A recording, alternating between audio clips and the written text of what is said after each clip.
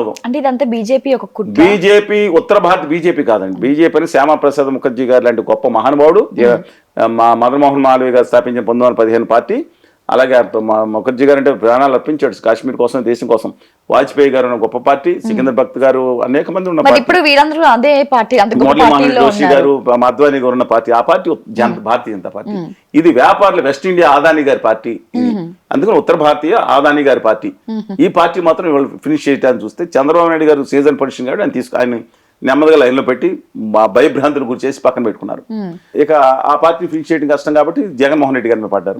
ఈయన అమాయక చక్రవర్తి. నేను 10 సార్లు చెప్పాను, లాస్ట్ టైం చెప్పా, మిమ్మల్ని మీరు ఆనందిస్తా ఉన్నారు. ఆ రోజు ఎల్వి సుబ్రహ్మణ్యం గారిని, ద్వివేది గారిని, ఆర్ కృష్ణ, చాలా మందిని దింపి చంద్రబాబు నాయుడు గారు తన ముఖ్యమంత్రి ఉండగా తన సెక్రటరీ తనే నేల మీద కూర్చుని ధర్నా చేసే దౌర్భాగ్య పరిస్థితి కల్పించింది కేంద్ర ప్రభుత్వంలో ఉన్న ఉత్తర భారతీయ జనతా పార్టీ. మీరు ఆనందిస్తున్నారు, రేపొద్దున మీకు ఇదే పరిస్థితి వస్తుంది. జగన్మోహన్ రెడ్డి గారు గుర్తుంచుకోండి, ఉత్తర భారతీయ జనతా పార్టీ ఆడే కుట్రలో భాగం కావద్దు.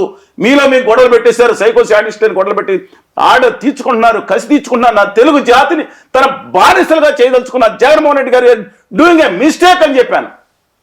ఒప్పుకోలేదు. చంద్రబాబు నాయుడు అరెస్ట్ కూడా ఒకటి అదే పాత్రలో తన ఆనందాన్ని చూసుకోవడానికి బీజేపీ వాళ్ళు దాంట్లో చేశారా లేదని కాలం చెప్తుంది. I'm not here to confirm everything. But ఇవాళ ఏం జరుగుతుంది, వైఎస్ఆర్ కాంగ్రెస్ పార్టీని ఫినిష్ చేయడానికి వాళ్ళు మిగతా వాళ్ళని 11 మంది, ఇవాళ 15 మంది ఎంపీలు ఉన్నారు, 11 మంది ఎమ్మెల్యేలు ఉండొచ్చండి, 39 మంది 40 మంది ఎమ్మెల్సీలు ఉన్నారు వాళ్ళకి వైఎస్ఆర్ కాంగ్రెస్ పార్టీకి. ఇవాళ తెలుగుదేశం పార్టీలోని 5 పార్లమెంట్ సభ్యులు 4 ఎత్తుకుపోయిన విధంగా ఇవాళ గద్దలా కాల్చుని కూర్చుంది ఉత్తర భారతీయ జనతా పార్టీ. వినయంగా తను కూర్చొని తన శక్తినంతా తీసుకెళ్లి బీజేపీ దగ్గర తాకట్టు పెట్టిన, రాష్ట్ర ప్రయోజనాలే పక్కన పెట్టిన జగన్మోహన్ రెడ్డి గారిని స్పేర్ చేయలేదు. చంద్రబాబు నాయుడు గారు 4 సంవత్సరాలు ఎంత విధేయంగా ఉన్నారు జగన్ రాష్ట్రం కోసం, తన అమరావతి కోసం కేంద్ర ప్రభుత్వం దగ్గర స్పేర్ చేయలేదు. ఇవాళ ఆయన్ని తగ్గించేసి ఆయనకి కాంగ్రెస్కి సగం ఓట్లు పంచేటట్టు చేసుకుని తర్వాత తెలుగుదేశం పార్టీని వేసేయడానికి కూడా సిద్ధపడుతున్నాను. దయచేసి ప్రతి ఒక్కరికి తెలిసింది, ఉత్తర భారతీయ జనతా పార్టీని నమ్మొద్దని చెప్తున్నాను.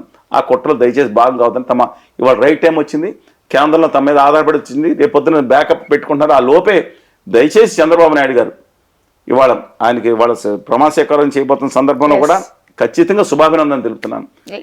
మన రాష్ట్రం కోసం ఒక ముఖ్యమంత్రిగా 164 స్థానాలు సునామీతో వచ్చిన వారికి, అలాగే అండగా ఉన్న కళ్యాణ్ బాబు గారికి, అలాగే మంత్రివర్గంలో ప్రమాణ స్వీకారం చేయబోయే అందరికీ కూడా నేను శుభాభినందన తెలుపుతున్నాను. మంచి జరగాలని కోరుకుంటున్నాను. 6 దాని గురించి కూడా మాట్లాడదాం, కేంద్ర మంత్రి గురించి. వాళ్ళు చాలా జాగ్రత్తగా ఉండాలని చెప్పి మాత్రం కోరుకుంటున్నాను. ఇప్పుడే రైట్ టైం.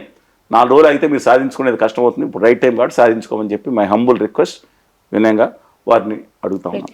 సార్, గతంలో మేనిఫెస్టోలో హామీలు చాలా తక్కువ, ఇప్పుడుతో పోల్చుకుంటే ఇప్పుడు చాలా ఎక్కువగానే ఇచ్చారు గతంతో పోల్చుకుంటే. సో మరి అవన్నీ నెరవేరుస్తారా? అది సాధ్యమేనా? పార్టీగతంగా మాట్లాడుకోవాలి. కొంతమంది బాధలు అవుతాయి, మనోభావాలు, వీళ్ళ మనోభావాలు దెబ్బతింటూ ఉంటాయి.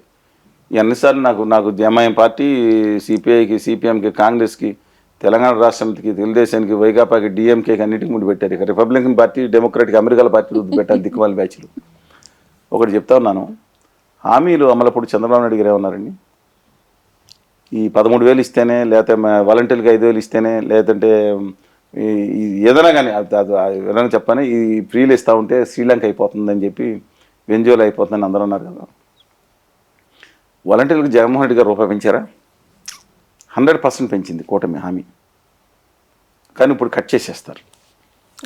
దాన్ని స్ట్రీమ్లైన్ చేసి చాలామంది తీసేసే అవకాశం కనపడతా ఉంది.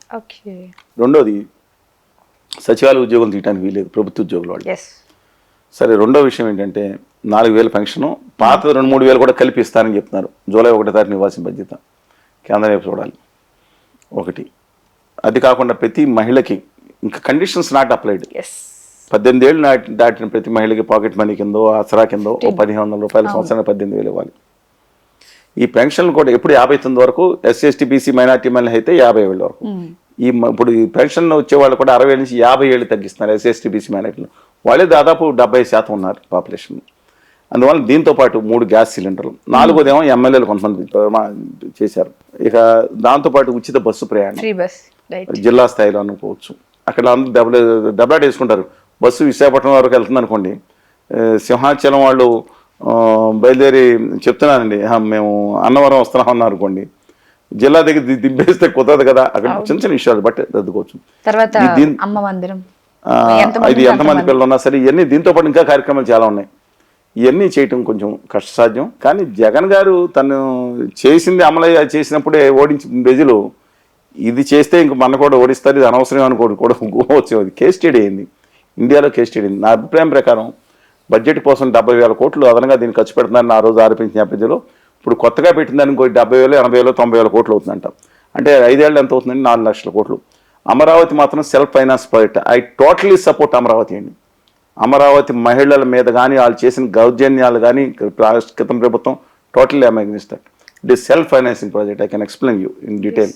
బట్ సమాంతరంగా ఇచ్చాప నుంచి హిందూపురం కూడా డెవలప్ చేయాలని కోరుకుంటున్నాను. అమరావతి వరకు it will sustain, may take some time, it will sustain. కానీ మిగతా విషయాల్లో మాత్రం చాలా కష్టం అవుతుంది. కేంద్ర ప్రభుత్వ సహకారం రావాలంటే ఖచ్చితంగా హోదా విభజన హామీలు తెచ్చుకుంటే కనుక అది సాధ్యం అవన దుర్మార్గులు, దుష్టులు, నీచులు అనే పదం వాడుతున్నా. ఆంధ్రప్రదేశ్ విభజన హామీలు ప్రత్యేక హోదా వద్దనే వాళ్ళు నీచుల కింద లెక్క వాళ్ళు. ఇవాళ కొత్తగా ఉత్తర భారతీయ జనతా పార్టీ బ్యాచ్ కథలు అల్లుతా ఉంది. ఈశాన్య రాష్ట్రాలకు ఇస్తున్నారు. మరి రాహుల్ గాంధీ గారు అధికారంలోకి వస్తే నేను మొట్టమొదటి సంతకం అన్నారు. అప్పుడు సాధ్యమైంది, ఎందుకు సాధ్యం అవ్వదు? సాధ్యమైంది, వదిలేసేయండి అని ఒక చెత్త బ్యాచ్ సలహా ఇస్తాం. విభజన హామీలు అవసరం లేదా? రాయలసీమ ఉత్తరాంధ్ర నిధులు అవసరం లేదా? ఎంత దుర్మార్గులండి వీళ్ళు, విషం కక్కుతున్నారు ఆంధ్రప్రదేశ్ మీద. ఇవాళ లోకేష్ గారు ఏం మాట్లాడారు? విభజన హామీల కోసం నేను ప్రయత్నిస్తాను అన్న సంతోషం, ఒక పాజిటివ్ ఆస్పెక్ట్. జనసేన నేత సత్య గారు కూడా నాతో మనం విభజన హామీలు ప్రత్యేక హోదా మీద ఒక అఖిలపక్ష కమిటీ ఏమైనా ప్రభుత్వాన్ని చేద్దాం, అందరం కలిసి వెళ్ళాలండి అని చెప్పారు. పాజిటివ్ అప్రోచ్ ఇది. అందువల్ల పోలవరం ఇంతకుముందు చెప్పాను కదండి, అందువల్ల పోలవరం నిర్మాణం అందులో కొంతమంది ధూర్తులు బయలుదేరి, చెప్పాను కదా, ధూర్తులు బయలుదేరి కేంద్ర ప్రభుత్వం నిధుల ఉత్తర భారతీయ జనతా పార్టీకి కార్యకర్తలు అనుకుంటా, వాళ్ళు తెలియదు వాళ్ళు ఎవరో, వాళ్ళు మాట్లాడతా పోలవరంకి రిహాబిలేషన్ రీసెటిల్మెంటే ముఖ్యమండి. రాతి మట్టి కట్టడం పెద్ద ఖర్చు అవుతాం, ఒక 5,000 కోట్లు పెడితే రాతి మట్టి అయిపోయింది ప్రాజెక్ట్ అంటే. అది అంతా మోసం చేయడానికి కుట్ర. దయచేసి అండర్లైన్ చేసుకోండి దీన్ని. కొంతమంది బయలుదేరు ఉత్తర భారతీయ జనతా పార్టీకి సంబంధించిన బయలుదేరి వచ్చి రాతి కట్టకు నిలిచాం 5,000, 7,000 కోట్లు అయిపోయింది అంటారు. కాదు, 150 అడుగులు నిధులో నీళ్లు నిలబెట్టాలంటే దాని నుంచి ఫుల్ లెవెల్స్లో లెఫ్ట్ అండ్ రైట్ కెనాల్స్కి వెళ్ళాలంటే 960 మెగావాట్ల పవర్ తిరగాలంటే రిహాబిలేషన్ రీసెటిల్మెంట్ వాళ్ళకి ఇవ్వాలి. వాళ్ళకి ముంచేసి ఇవ్వటం కాదండి వాళ్ళ. అందువల్ల అది చేయటం ముఖ్యం అన్నిటికన్నా. అది కేంద్ర ప్రభుత్వం 100% చేయాలి. ఆ ఉత్తర భారతీయ జనతా పార్టీ అంటారు పొల్లోడు కొట్టి ప్రజల దగ్గర వసూలు చేయండి, ఆంధ్ర వాళ్ళ దగ్గర వసూలు చేయండి అనే దుర్మార్గమైన కుట్ర తెగబడుతున్నా ఆంధ్రాకి ద్రోహులు వాళ్ళగా భావిస్తున్నాను నేను, దయచేసి. అందువల్ల అలాంటి హామీలు కేంద్ర ప్రభుత్వం సహకారం అవసరం. నేను గొడవ పెట్టుకోవాలని కోరుకోవట్లేదు. మంచి జరుగుతుంది కాబట్టి వచ్చే నెల, 15 నెలలు, 2 నెలలు, 3 నెలలు ఆయన మీద వెయిట్ చేస్తాం. మేము సూచిస్తున్నాం, విన్నవిస్తాం చంద్రబాబు గారికి. దయచేసి హంబుల్గా ఇది సాధించండి. ఉద్యమాలు ఇప్పుడు మేము చేయము, తర్వాత చేస్తాం. ఏమైనా సాధించలేకపోతే తర్వాత మాట్లాడతాం. పూర్తిగా వాళ్ళ రాష్ట్ర ప్రభుత్వానికి సహకారం అందించాల్సిన అవసరం ఉంది అందరూ కూడా. ఈ సమయంలో డెఫినెట్గా ప్రతిపక్షం కూడా, నేను జగన్మోహన్ రెడ్డి గారు కూడా విజ్ఞప్తి చేస్తున్నా, మీరు మీ ప్రతిపక్షం కూడా వాళ్ళ అఖిలపక్షం ఇస్తే సహకరించండి. ఆ రోజు సార్ మీరు సహకరించి ఇవాళ ముందు ప్రాధాన్యంలో తీసుకెళ్తాం. హామీల అమలు అనేది కష్టసాధ్యమైనా సరే అభివృద్ధి మీద కూడా దృష్టి పెట్టమని చెప్పి కోరుతా ఉన్నాను.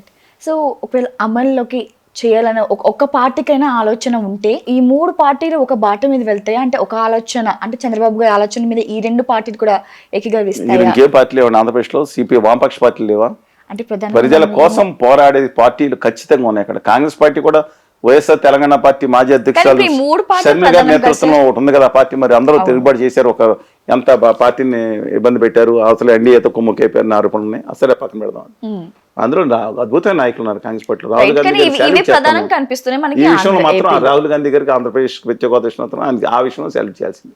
సో మరి ఒకవేళ చంద్రబాబు గారు అమలు చేద్దామన్న ఆలోచనలో ఉంటే ఈ 2 పార్టీలు మరి ఏకీభవిస్తాయా, సపోర్ట్ చేస్తాయా? ప్రత్యేక హోదాకు విభజన హామీల కోసం 100% వైఎస్ఆర్ కాంగ్రెస్ పార్టీ సపోర్ట్ చేస్తానని భావిస్తున్నాను. సిపిఐ, సిపిఎం పార్టీలు ఉద్యమ పార్టీలు ఉన్నాయి. కాంగ్రెస్ పార్టీ నినాదమే అదే రాహుల్ గాంధీ గారు చెప్పిన తర్వాత అవుతుంది. రాష్ట్రంలో ప్రజానీకం 90% మంది మరి ఉత్తర భారతీయ జనతా పార్టీ మాయలో పడి ఆంధ్రప్రదేశ్ మీద విషం గక్కే వాళ్ళు తప్ప ఖచ్చితంగా ప్రతి ఒక్కరు చంద్రబాబు నాయుడుగా తీసుకునే తమ హక్కుల కోసం, విభజన హామీల కోసం ఆయన ఏదైతే తీసుకున్నారో ప్రతి ఒక్కళ్ళు మద్దతు ఇవ్వాలని కోరుతా ఉన్నాను. ఇవ్వని వాళ్ళు ఆంధ్రప్రదేశ్కి ద్రోహమే. వాళ్ళు దొంగ కబుర్లు చెప్పేవాళ్ళు, ఇది అక్కర్లేదని అటు ఇటు ఆడేవాళ్ళు మాత్రం ఆంధ్రప్రదేశ్కి అన్యాయం చేసేవాళ్ళు కానీ భావిస్తున్నాను. Let us support the chief minister. Chandrababu Naidu గారి ఇష్యూ కాదు, ఆంధ్రప్రదేశ్ ముఖ్యమంత్రిగా ఉన్నారు కాబట్టి let us support him in this cause. నేను మిగతా ఇన్ దిస్ కాజ్లో సపోర్ట్ చేద్దాం. రాష్ట్రం బయటపడే అవకాశం ఉంది. రాష్ట్రం చచ్చిపోలేదు, జనాలను చచ్చిపోలేదు, ఏమో నాశనం అయిపోయింది. 50 ఏళ్ళు అంటున్నది. 50 ఏళ్ళు అని ఆయన చేసిన దుర్మార్గ పాలన కొంత ఉంది, కొన్ని మంది పని చేసి ఉంటుంది. రాష్ట్రంలో అద్భుతమైన యువత ఉన్నారు. ఇవాళ ఎక్స్పోర్ట్స్ 1,60,000 కోట్లు పెరిగిపోయినాయండి. చాలామంది తెలియదు. 2019 మీద పోల్చుకుంటే ఇండస్ట్రీస్ కొన్ని అమరాజు లాంటివి పంపిస్తారు బలవంతాన్ని, దుర్మార్గం. కానీ మిగతా చోట్ల పాజిటివ్. అందుకే రాష్ట్రం చచ్చిపోలేదు. యువత ఉన్నారు, సంపద ఉంది. ఓన్లీ కావాల్సిన కేంద్రం అండ, ప్రత్యేక హోదా, విభజన హామీలు. లేదంటే అక్కడక్కడ ఏదో ఫ్యాక్టరీలు వస్తూ ఉంటాయి, ఏదో డామ్ డిస్కొని టీవీలో వేసేస్తారు వచ్చేసినాయి అని, లులుమాలు వచ్చేసింది, 1,00,000 ఉద్యోగాలు పోయినాయి అని. ఆ లులుమాల్ ఏదంటే హైదరాబాద్లో అందరూ మంజరి మాల్ అని ఒక మూసేసిన మాల్ ఒకటి ఉంది. ఆ మాల్లో తీసుకెళ్ళి 4 ఫ్లోర్లు పెట్టారు. చూడండి, 1,00,000 ఉద్యోగాలు లేదు, పోస్టలైజ్ చేసుకుంటున్నారు. లులుమాల్ 1,00,000 ఉద్యోగాలు వచ్చేస్తుంది. దాని గురించి కాదు, అక్కడ పెద్ద పెద్ద కంపెనీలు, ఇన్ఫోసిస్ లేదంటే హెచ్సిఎల్ అప్పుడు ప్రయత్నం చేశారు. అలాంటివి కనుక వస్తే సాఫ్ట్వేర్ అద్భుతంగా డెవలప్ అవుతుంది. ఇండస్ట్రీస్, క్యాన్సలరీస్, అద్భుతమైన సీ కోస్ట్ ఉంది, అద్భుతమైన యువత ఉన్నారు, ప్రజలు ఉన్నారు. అందుకని రాష్ట్రం చచ్చిపోలేదండి. ఏమో అది శ్మశాల నుంచి నిలబడ్డ అలానే మాటలు మాట్లాడద్దు. ఆంధ్రప్రదేశ్ శ్మశాన అనేవాళ్ళు ఆంధ్రప్రదేశ్ ద్రోహులు. అప్పుడు అమరావతి అన్నారు కదా కొంత చెత్త ఫెలోస్. అందువల్ల దయచేసి ఆంధ్రప్రదేశ్ని ఎప్పుడు అనొద్దు. జీవం ఉన్న ప్రాంతం, కాకపోతే అన్యాయం చేసింది కేంద్రం, దాన్ని ఆదుకోవాలనుకో.